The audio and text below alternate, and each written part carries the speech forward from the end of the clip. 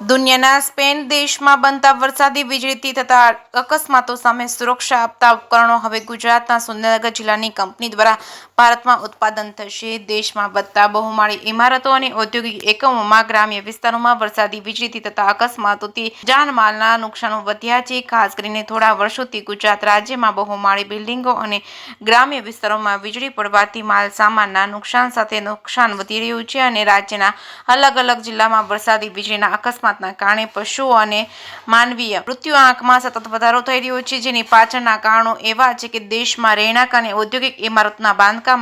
વગેરેમાં solar rooftop અને લોખંડ અને ઇલેક્ટ્રોનિક અને ડેટા લાઇન વગેરેનો વધારે ઉપયોગ કરે છે, જેના કારણે વરસાદી વીજળી પડવાની શક્યતામાં વધારો થઈ રહ્યો છે। ત્યારે ભારત દેશમાં બનતા લાઇટિંગ એસ્ટેટ અને અર્થિંગ ઇલેક્ટ્રો ટેકનોલોજીના યુરોપિયન ટેકનોલોજીનો ઉપયોગ કરી દેશમાં યુરોપિયન ટેકનોલોજીથી લાઇટિંગ ટેકનોલોજી અને ઉત્પાદન કરવા માટે ગુજરાત રાજ્યના સુરેન્દ્રનગરમાં આવેલા power track group managing director Divyarajsinh Kishorsinh Zala હાલમાં સ્પેન અને જર્મનીની મુલાકાતે છે, જ્યાં તેઓ દ્વારા બંને કંપની વચ્ચે વ્યાપાર કરાર કરીને